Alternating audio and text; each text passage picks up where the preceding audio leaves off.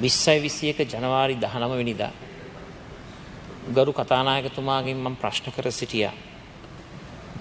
රංජන් රාමනායක මැතිතුමාව මේ සභාගර්භයට කැඳවීම පිළිබඳව.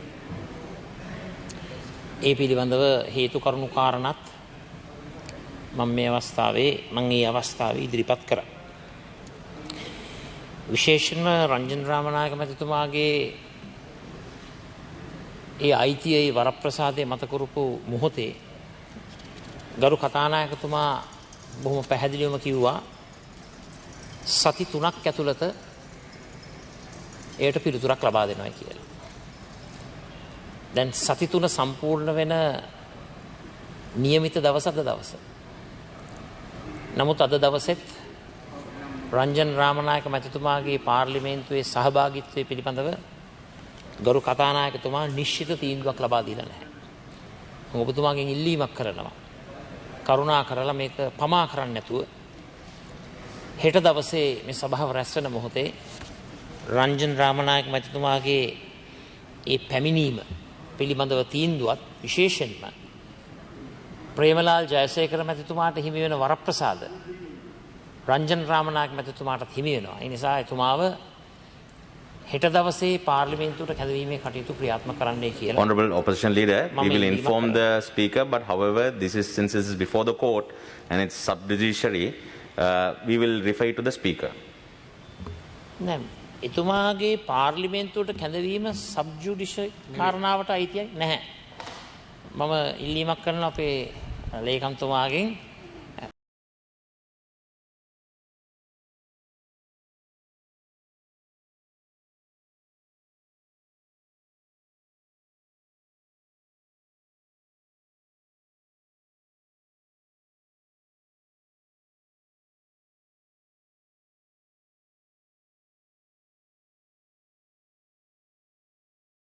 ජුඩිකේ කියන නීතිය පිළිබඳව රීතිය පිළිබඳව හොඳට හදාරලා ඒවට විරුද්ධතාවය දක්වන්නයි කියලා මම ඉල්ලීමක් කරනවා.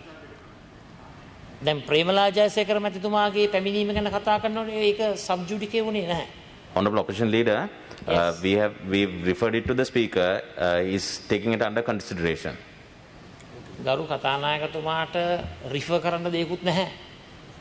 මෙන්න හැන්සාඩ් වාර්තා මම ඒක හැන්සාඩ් ගත කරනවා සභාගත කරනවා 2021 ජනවාරි 19 වෙනිදා මම අහනවා ප්‍රශ්නේ එතුමා හැන්සාඩ් වාර්තාවෙම කියනවා හරියට සති 3කින් තීන්දුව දෙන්නම් කියලා. ඒ සති 3 තීන්දුව වෙන දවස අද. ආයේ තව රෙෆරල් එකක් අවශ්‍ය නැහැ. There's no necessity to refer this matter. Yes, Honorable Opposition Leader, it's being considered. I think it's best. I think the Honourable Speaker has had 3 weeks to consider. It didn't take such a long time for him to give a decision regarding Honourable Premalal Jayasekara. That decision was virtually instantaneous. ඒක එකවරම ලබා දුන්නු තීන්දුවක්.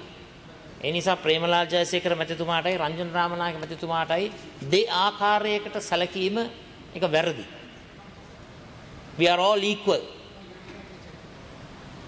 There are no first amongst equals.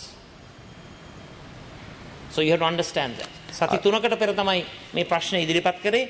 අද දවසට හරියට සති 3 සම්පූර්ණ වෙනවා. ඉතින් අද දවසේ සභාවේ වැඩ කටයුතු ආරම්භයේදීම කතානායකතුමාගේ වගකීම තමයි තීන්දුව ප්‍රකාශ කිරීම.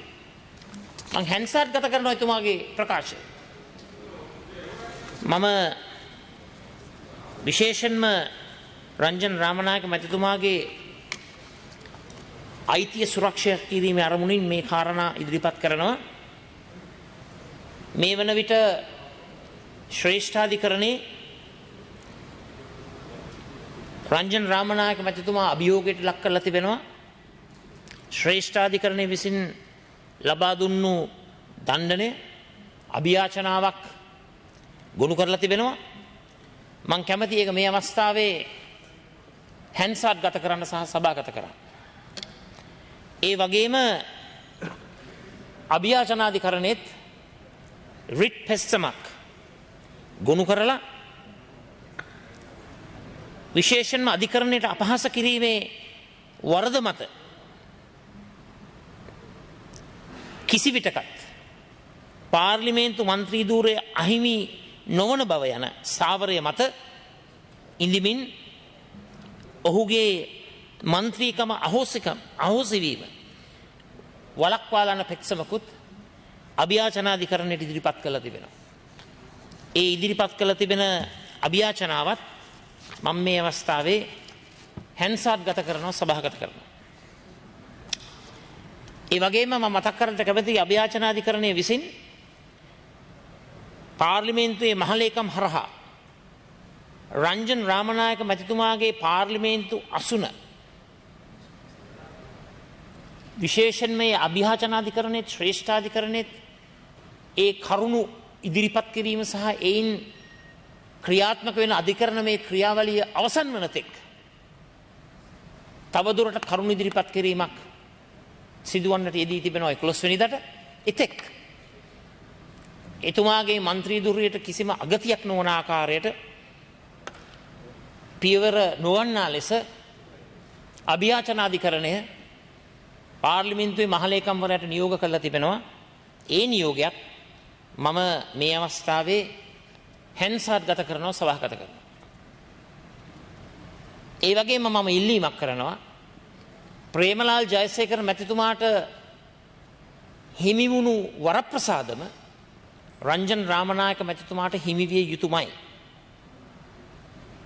ඒ නිසා විශේෂයෙන්ම පොරොන්දු වුණු ආකාරයට රංජන් රාමනායක මැතිතුමාව අඩුම තරමේ හෙට දවසේ ඉඳලවත් පාර්ලිමේන්තු සභාවට කැඳවන්නට කටයුතු කරන්නයි කියලා මම මේ අවස්ථාවේ ගරු කතානායකතුමාගෙන් ඔබතුමා හරහා ඉල්ලීමක් කරනවා.